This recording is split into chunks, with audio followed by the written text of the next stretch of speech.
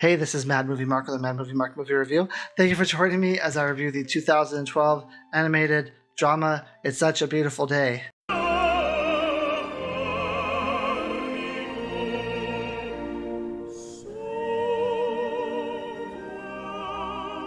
Hey, well, I hope you're right. I hope everything is going to be okay.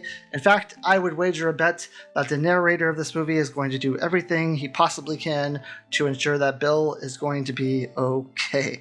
Now, this movie has a 100% fresh rating from the critics on Rotten Tomatoes and a 92% fresh rating from the audience. I'm currently reviewing every movie that has a 100% fresh rating from the critics. Now, this movie is about a stick figure named Bill who is contemplating the meaning of his existence. Now, a big spoiler alert coming here. He has a really hard time with memories, particularly understanding past from present, and his memories might be false. I'm Mr. Shelby from 304. Right, what can I do for you, Leonard? Bert. Bert, I'm not sure. I think I may have asked you to hold my calls. You don't know? Well, I think I may have. I'm not too good on the phone. Right, you said you like to look people in the eye when you talk to them. Yeah. You don't remember saying that.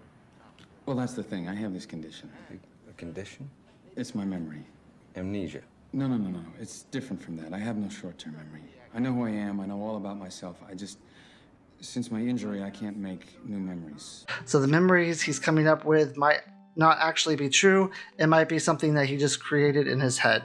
Now, this reminds me a lot of the movie Memento, in that the main character in that movie would write down everything that he saw. He couldn't create new memories. He would get tattoos all over his body, and then at the end of the movie, you start to question whether or not the things he thought were true actually were true. And it also reminds me of the movie Mirror, which is about an older guy who's kind of at the last stage of his life, and he's remembering his childhood, but the memories that he's creating, that he's remembering, might not actually be true. They might be made up in his head. So this is a lot like that movie as well. Now, when I first started watching this movie, It's Such a Beautiful Day, I didn't know any of that. I went into it completely blind, completely without knowing anything besides a stick figure contemplates the meaning of his existence, which is what it says on IMDb. So I didn't know anything about this movie, and I was thoroughly confused for most of this movie. I thought that maybe there was just some deep meaning that I wasn't getting. There was some nuances that I wasn't understanding, which happens a lot. I don't have any film school experience. I'm just like a regular person who likes movies. And a lot of times there are things that I miss. A lot of times there are deep, meaningful things that I don't get or understand, and I thought that's what was going on here. But I really think that towards the middle to end of the movie, I actually got it. I actually understood what was going on. We learn that Bill has an illness, and we don't know what the illness is. They never tell you. It's a lot like dementia, it seems like, where he just forgets a lot of things all the time. And as he's growing older, he is getting worse and his condition is deteriorating. Now, with him, he has his mom who come and visits him, but he ends up snapping at his mom because he remembers something incorrectly, or he thinks that she is coming at him a certain way when she's not, and he ends up, I believe he attacks her, and he has a bit of a falling out with her. His ex-girlfriend also comes over every now and then. There are scenes where Bill is in the hospital getting evaluated because, like I said, he's getting worse and worse as the movie goes on. There's actually a point in the middle of the movie, though, where the doctor says that there's nothing wrong with him. Now, was that real? I don't think it was real. I think that's just a memory that he is remembering incorrectly, because the rest of the movie, he's slowly getting worse. His memory is slowly getting worse. There's a point in the movie where he decides to go for a walk around his neighborhood, and he keeps doing the same repetitive things over and over again. He'll walk around the neighborhood, he'll get to his door, and he'll be like, oh wow, it's such a wonderful day outside. And then he'll like do another lap, and then he'll get it to his door, and he'll be like, wow, it's such a wonderful day outside. And then he'll just keep doing that on a loop because he doesn't remember that he had just done it. So his health is getting worse as the movie goes on. And then at the end of the movie, he's just kind of under a tree and he's enjoying nature around him. He's enjoying everything that's going on.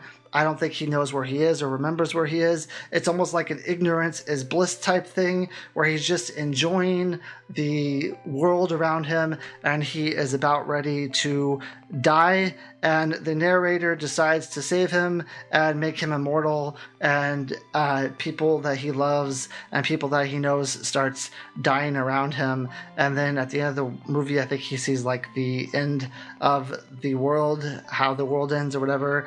And that's basically the entire movie. This movie is very meaningful. It is very heart-wrenching. Once I understood what was going on, I felt very sad for Bill.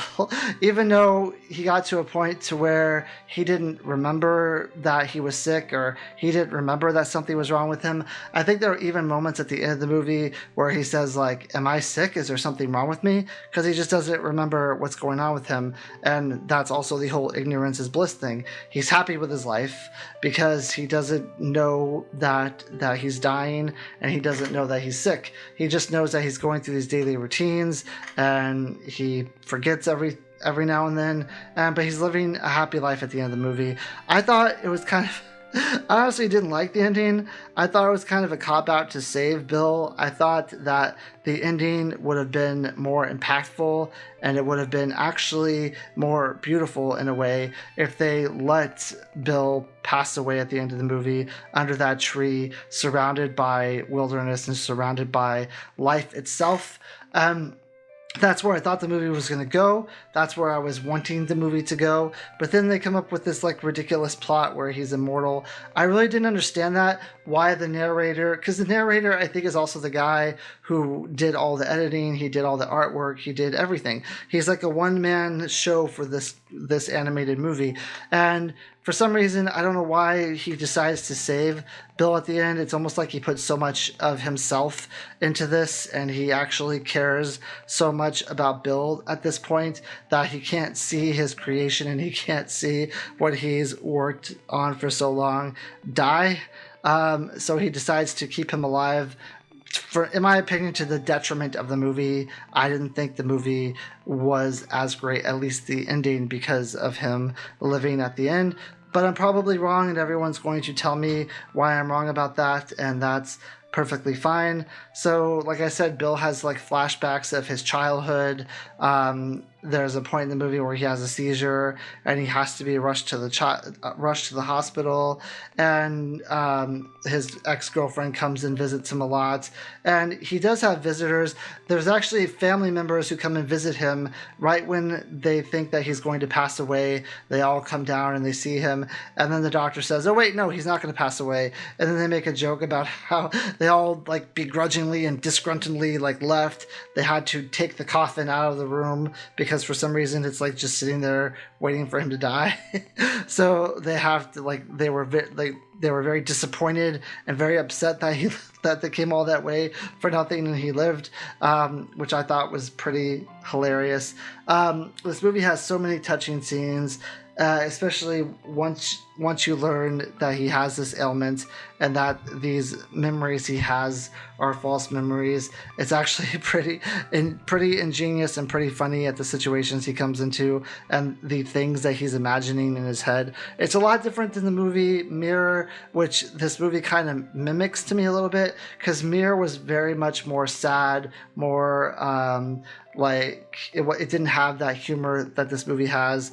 And I thought Mirror was a better movie, but I do like how they threw some humor in to kind of lighten things up a little bit. But all in all, I thought this movie was good. It's definitely, aside from the plots kind of being the same as two other movies, the art direction is very unique. I think I read somewhere that the art was done on some machine from the 1940s, and it's one of like the last of those machines still working in production, and the narrator of this movie uses that machine for like all of his works.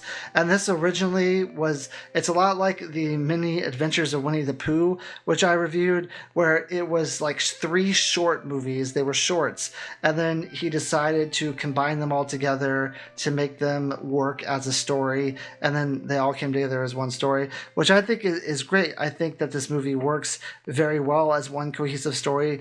If I didn't know that they were 3 shorts, I would never have been able to pick that up. there are chapters in this movie, and I think there's 3 chapters, which are the 3 movies that were combined. But I think they just flow so well together, and they mesh so well together that you wouldn't even know that you were watching 3 shorts that were put together. So the art is amazing. It's a lot different than anything I've ever seen before. It blends a lot of real world images with art, with drawn art. So you'll see like a tree in real life, and over the tree there's like art that he's drawn out, which is pretty awesome. It really helps draw you in a lot. It really helps paint the atmosphere that he's trying to paint, and I think he did a really good job with it. For someone who is doing this on his own, I thought it was absolutely ingenious. I thought that it was fantastic. It was inspiring. I think that you should use this as a blueprint for other people. I think he did this during COVID, but here's how you do a project all by yourself if you're going to try to do a project all by yourself. But I give this movie a 9 out of 10. I thought it was really great. I hope you join me next time. I'm going to start doing 3 movies that were requested.